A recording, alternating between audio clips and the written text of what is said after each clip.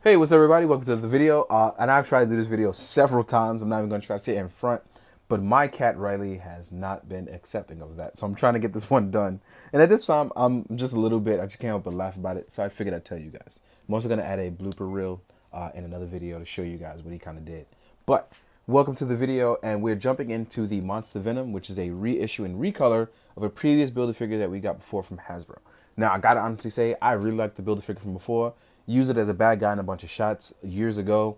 But it's really cool because this one is an amalgamation of what we get previously. If you're reading the comics, you know that the symbiote itself has been through a lot and is back with Eddie Brock. So it can kind of jump between this more muscular, slimmed down human form and that of its monster form when it gets enraged or needs to power itself up. Which is really cool that it's kind of added that personality to both Brock and the symbiote to make them better. So it's really cool to talk about it. And now we get it as a figure. So if you've gotten previous ones, which had technically the Matt Gargan Angelo Furtado look and was a more purple highlighted color, this one is a mix of black and blue highlights, as you'll see here, and it has the proper symbol and not the Matt Gargan symbol. So let's jump into it. Look-wise, this is what we get. When you get them in package, it does not have its back piece on. This is an easy snap-in, and it actually holds very well. To remove it, like you saw me just do, you just go right under where the ab crunch is and pull out of it, and voila, it holds just fine.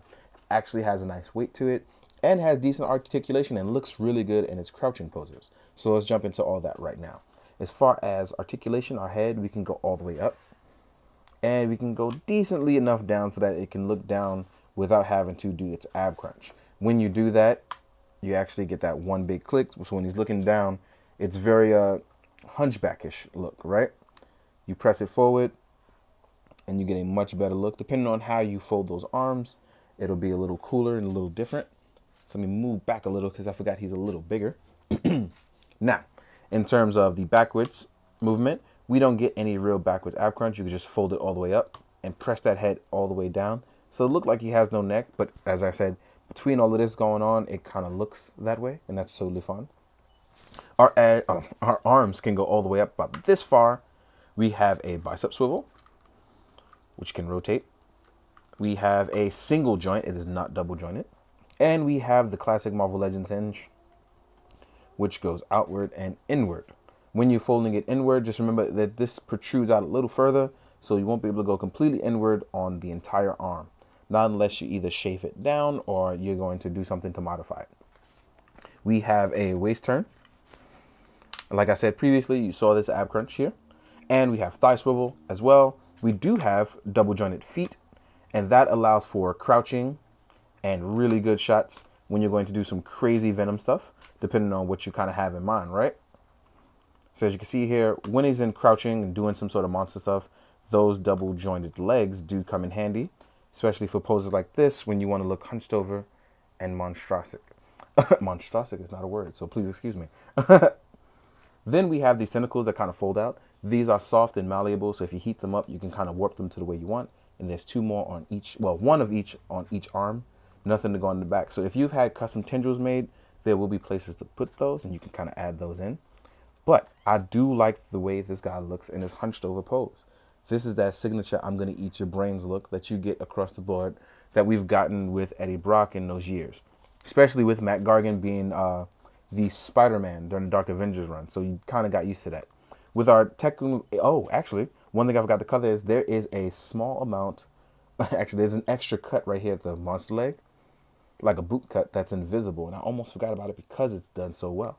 And then we get our standard hinge forward, backwards, well, you said I said it backwards, and our standard Marvel Legends rotation. So if you want to spread the legs out and then rotate it around, you actually can get a lot more range as well too. The only thing is that you can't tilt the head side to side. So getting certain poses are going to look funny when you can't tilt that head. But all in all, it looks really good. Being a hunchback Venom, that big monstrous look definitely works out here. Now, this just looks so good. I don't have another Venom to compare it to. Unfortunately, I can't find my previous Build-A-Figure. But if I remember, somebody else did a video and I will link them to it. If not, I remember their name. I know Unparalleled Universe did one as well. I'm not sure if Toy Bro has done one. And I'm pretty sure Just is going to do one. So we have all those people who are going to do reviews. Make sure you check them out. They're all the homies. And real quick, now I'm going to stand this guy up.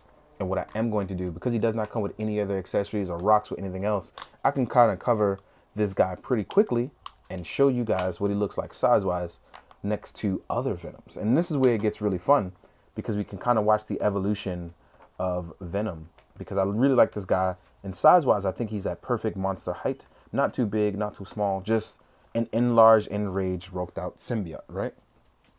So, with that being said, first thing I'm going to do is I'm going to compare him to his Revoltech counterpart, which technically they are not the same guy, but one does take from another, and I think that's really cool, because this is more so the Matt Gargan, version that kind of takes on that monstrosity look, but it's still really cool to see it, because even this guy is bigger than him.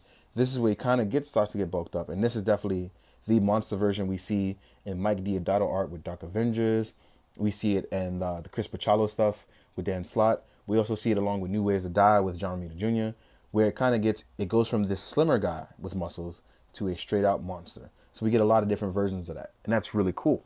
Now, with that also being said, there's other different versions of Venom. So here we have the Mafex to size it up with. And I'm going to move him a little bit over. And the reason why is because we have Mafex here. Then we're going to do the Marvel Legends Venom. And each one kind of covers this kind of angle in his life that's different, when he first started, as he got bigger. And then we have one of my favorites, when Flash was the Space Knight Venom. There's a lot of different evolutions to this guy that show you as he's come along. You know what I mean? This one is definitely a more black and blue and reflects the modern look. And this one actually covers that in the Mafex pretty well. While the rest of these guys are pure black, these are black blue. So, let's take these guys out. We'll show you guys, like I said, even with the Flash being Agent Venom, which I think is probably the best Venom overall, which gave it a lot more character development as we got through the years. Way more than we got Eddie Brock before the Danny Cates run. We have a really good look here about how big he gets. Because even this guy hulked out when he lost control of the Venom, and that's how we got where we are today. Then, if you want to compare it, here we are with the guy who started it all under that McFarlane run. We have Peter Parker Spider-Man, that Marvel Legends here. The head is by Alfonso Customs. He custom painted it. So shout out to you, Alfonso. Thank you for that. And as you can see, size-wise, we get that big look. Next up, we can compare him to some other stuff. So starting with the Mafex Spider-Man, in case you want to see what it's like with some of your favorites. And I think these two have a very good look together. Then we can compare with a Marvel Legends Spider-Man. And this one's going to be the Scarlet Spider, because this is what I want to have out. And I really like the Scarlet Spider. So voila. Looks really good. Size up pretty well together. Next up, if you're going to compare it with some other bigger characters, we have Marvel Legends Thing, and we have Marvel Legends Red Hulk. So you see, Hulk still stands above all, but he is definitely in that range with these guys. Next up, just to talk about bigger stuff, there's the McFarlane 7-inch line. Now you see Johnny Cage in that place where he's way too big to not be gigantic. But that's their scale, it's 7 inches, so you got to keep that in mind. Then we have an Articulated Icons Red Ninja, to show you how some technically normal humans stand out with this guy. Then we have a Lightning Collection Blue Zeo Ranger. And as you can see, these guys are all technically smaller. Next up, we have a Mythic Legions. We have a Red Fury Orc with a custom head by Old Boy.